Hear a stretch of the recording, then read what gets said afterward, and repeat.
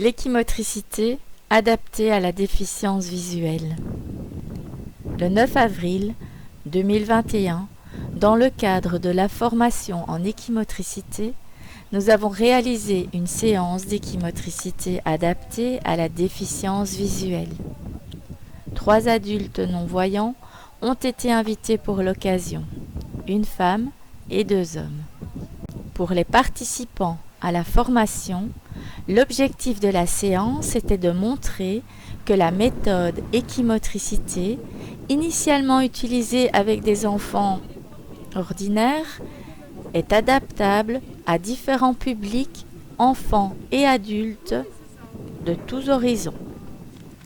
Pour les invités non-voyants, le but était d'une part la rencontre, la découverte et la manipulation du poney à pied.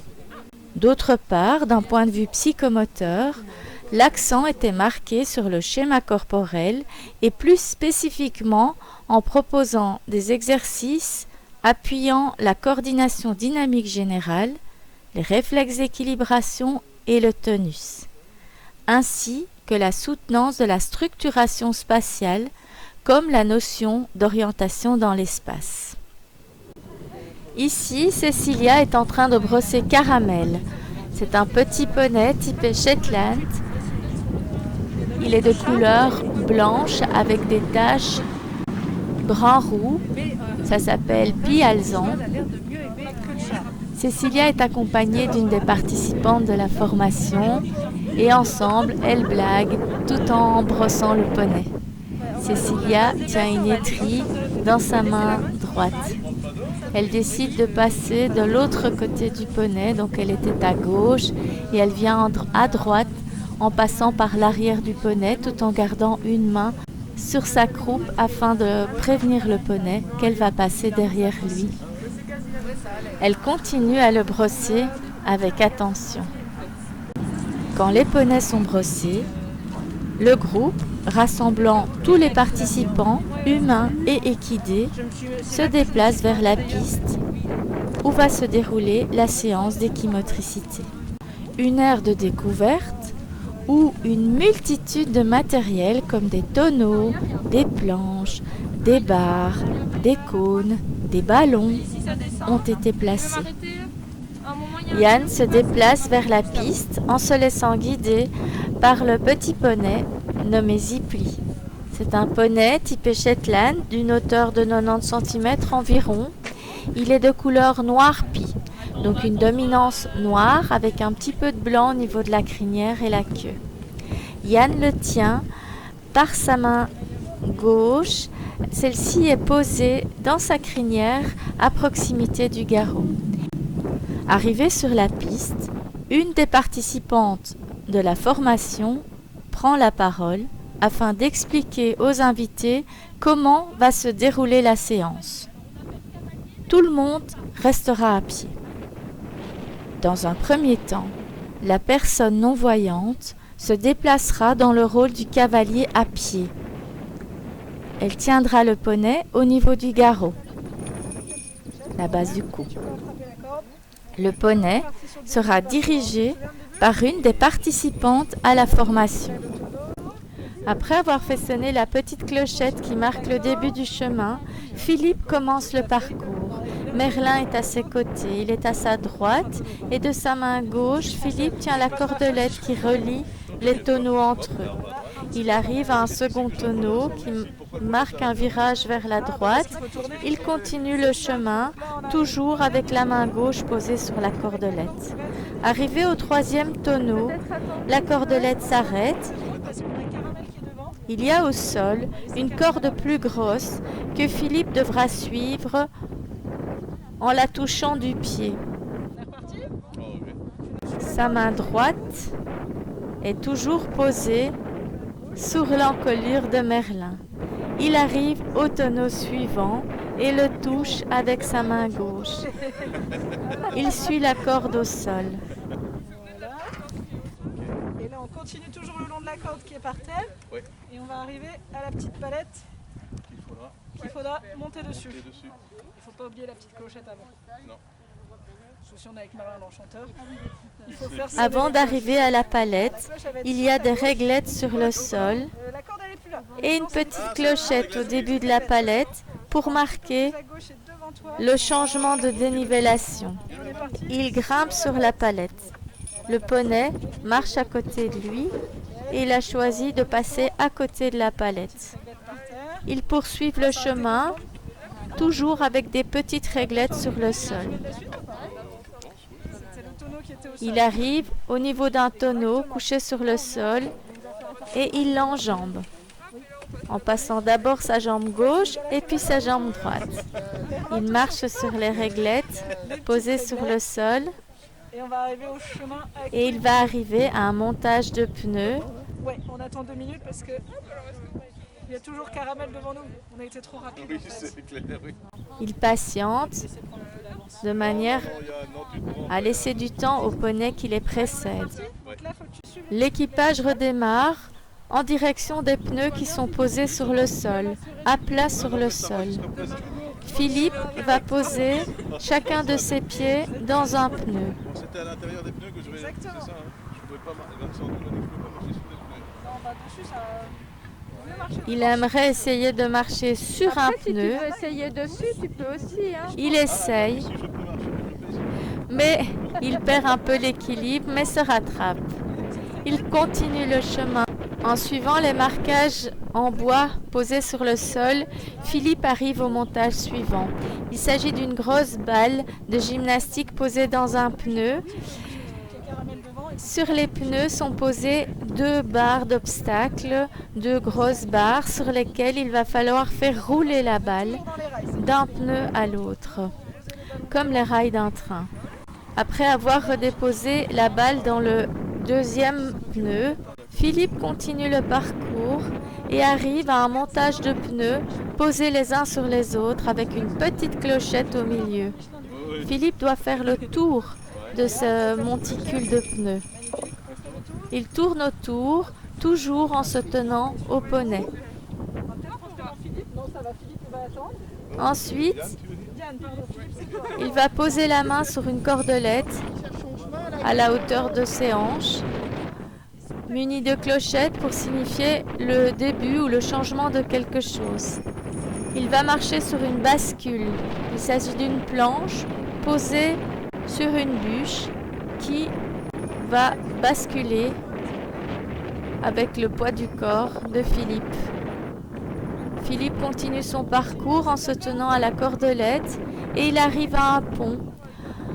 Un pont où des foulards sont suspendus. Il passe sous le pont.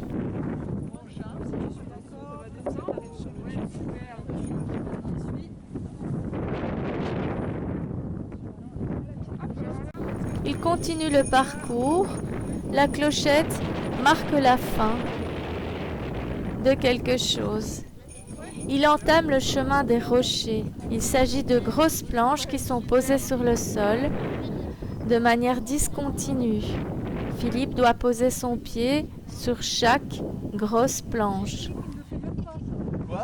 Philippe patiente le temps de laisser au poney précédent la possibilité d'avancer à son rythme. Il cherche de ses pieds, il cherche Devant toi. les plaques qui sont au sol. Elle est là, droite, la prochaine. Ici. Voilà, magnifique. La prochaine, elle est à gauche. Merlin, il te suit. La prochaine est à droite. Super. Et là, c'est bon. Tu étais sur la dernière. Donc, tu as la petite clochette qui est à ta gauche. Attends, on arrive juste devant toi. Il arrive à une clochette qui marque le début de quelque chose. Il s'agit d'un montage avec une barre sur le sol, une barre qu'il devra franchir. Ici, la petite réglette. Et on arrive sur les... Et puis il y a des réglettes sur le sol qui marquent le parcours. Et ensuite, il va terminer en marchant sur une échelle posée sur le sol. Ah oui, le rond, c'est là-bas. Le parcours prend fin quand Philippe vient se positionner dans le matériel en forme de disque. Dans un second temps, la personne non-voyante se déplacera dans le rôle du meneur. Elle dirigera seule le poney en le tenant par la corde préalablement doublée et posée sur l'encolure de celui-ci. Elle sera soutenue verbalement par une des participantes à la formation. Nous apercevons Cécilia qui démarre le parcours accompagnée de Caramel. Elle le tient à la corde de sa main droite et suit la cordelette qui relie les tonneaux entre eux de sa main gauche. Ici, il s'agit de Yann, accompagné du poney nommé Zipli. Lui aussi tient le poney à la corde de sa main droite et suit la cordelette qui relie les tonneaux entre eux de sa main gauche. Il se dirige sur le parcours en suivant la cordelette. Il arrive à la grosse corde posée sur le sol.